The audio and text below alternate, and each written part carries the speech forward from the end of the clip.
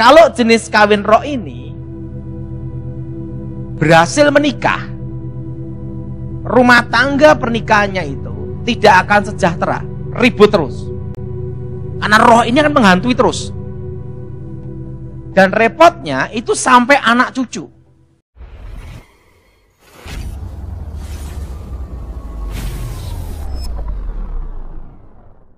Shalom sahabat KP yang diberkati Tuhan. Menikah adalah momen yang indah, ditunggu-tunggu oleh pria dan wanita agar cintanya semakin erat dan menghasilkan generasi. Dan menikah juga adalah kesempatan untuk kita membangun keluarga yang mempermuliakan nama Tuhan. Menikah adalah perintah Tuhan, dan dalam pernikahan Tuhan berperan untuk memberkati. Namun berbeda dengan wali kota Meksiko ini, Victor Hugo Sosa.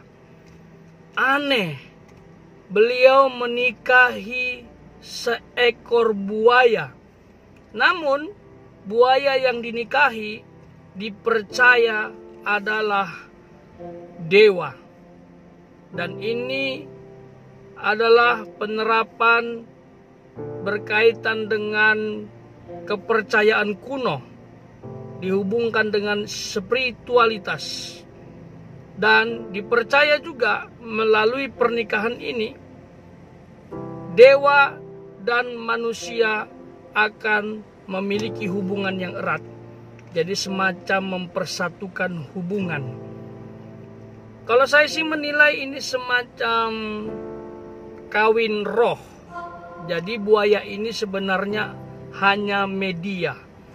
Tapi pernikahan yang sesungguhnya itu antara roh dengan wali kota Meksiko ini. Jadi semacam ada unsur gaibnya atau mistiknya. Kita akan dengarkan dulu apa sebenarnya kawin roh itu. Shalom Pak Daud. Almarhum ayah saya seorang okkultisme. Bahkan punya istri yang bukan manusia tapi roh. Beberapa tahun yang lalu, saya, jadi si penanya ini, sering kalau mimpi seperti dibawa ke suasana rumah almarhum ayah saya. Setelah saya doa dan putuskan, puji Tuhan, tidak mimpi seperti itu lagi. Pertanyaannya adalah, selain doa dan tanya Roh Kudus, bagaimanakah tanda-tanda yang menyertai saya bahwa kutuk nenek moyang dalam diri saya sudah selesai? Dari Gini ya, itu yang disebut namanya kawin roh. Jadi kawin roh itu akan mengikat batin. Dan itu akan ada namanya kutuk keturunan. Biasanya ini kawin roh yang berhubungan dengan kuasa gelap ya. Ini akan ada kutuk keturunan di mana keturunannya akan mengalami susah nikah. Karena roh ini yang akan mengikuti. Nah, salah satu kawin roh, itu praktek kawin roh, itu seperti ini. Makanya ada orang-orang tertentu yang susah nikah. Ini tak beritahu caranya, tapi jangan dipraktekkan. Misalnya, itu cari kuburan seorang yang penjahat yang mati dibunuh. Dan penjahatnya laki-laki. Nah, setelah itu, saya akan bikin boneka, misalnya yang saya mau kerjain, perempuan si A. Supaya tidak bisa nikah seumur hidup. Jadi perawan tua. Boneka ini dan saya kasih fotonya si A. Saya bacain mantra di kuburan yang orang mati dibunuh itu. Dan diupacarakan namanya kawin roh. Weng weng weng weng juh vitamin komplit. Tugasnya dukun adalah membangkitkan darah yang menuntut. Nah, kalau dulu sebelum bertobat namanya mengambil jiwa. Tetapi setelah saya bertobat baru saya memahami. Itu untuk mengikat dengan roh jahat. Nah, dibuat ritual kawin roh. Blek. Setelah itu bonekanya ini ditanam di kuburan itu.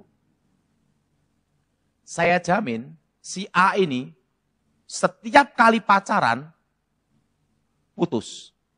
Karena roh ini akan mengejar. Dan si A ini akan mimpinya berhubungan seks dengan roh itu. Bahkan kalau punya pacar, pacarnya kesurupan. Bagaimana mau nikah, saya pacar kesurupan gini-gini.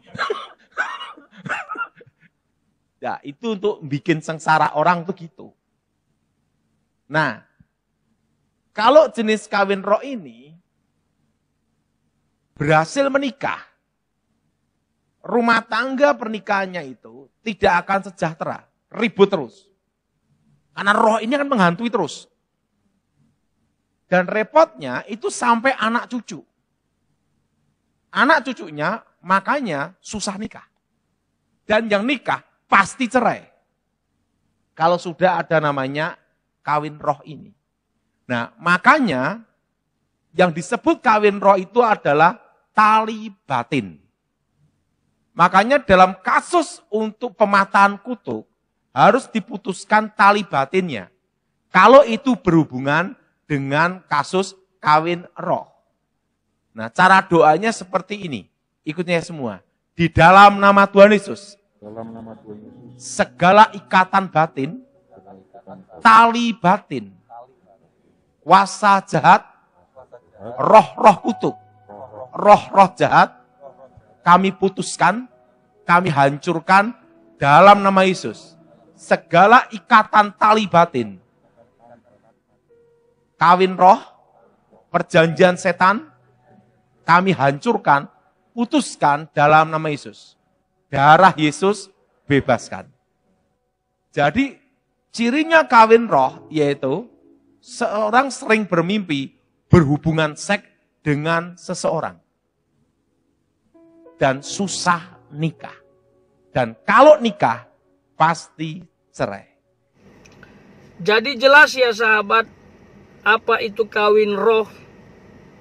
Wali kota Meksiko ini saya pikir ya melakukan hal yang keliru.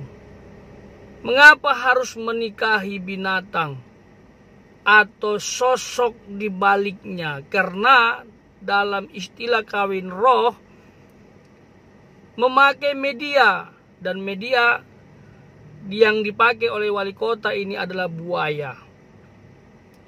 Firman Tuhan sudah menegaskan bahwa Tuhan menciptakan pria dan wanita untuk menjadi satu daging, supaya melahirkan generasi yang diberkati dan memenuhi bumi.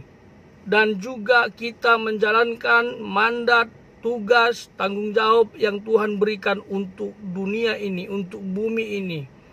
Kita harus kuasai, kita harus taklukkan, kita harus pelihara.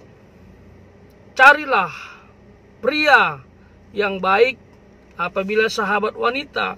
Carilah wanita yang baik apabila sahabat pria.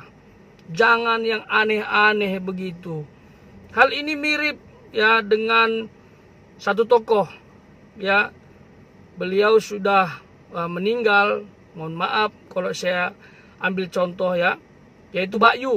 Mbak Yu pernah kesaksian mengatakan dia punya suami seekor ular. Saya pikir ini bukan ular sembarangan. Dan ular yang disampaikan oleh beliau adalah media. Dan sebenarnya yang menikah dengan dia, yang dia katakan suami itu adalah sosok atau pribadi yang lain yang tidak kasat mata. Itu dia yang bisa dikatakan menikah dengan roh atau kawin dengan roh, atau inilah dia kawin roh. Bagaimana? Apakah sahabat sepakat dengan saya? Jika tidak sepakat tidak apa-apa juga ya. Dan barangkali mau berpendapat atau mau menanggapi, silahkan isi di kolom komentar. Yang jelas kita harus sesuai dengan firman Allah. Karena kalau di luar firman Allah apalagi bertentangan dengan firman Allah, itu dosa. Tuhan memberkati.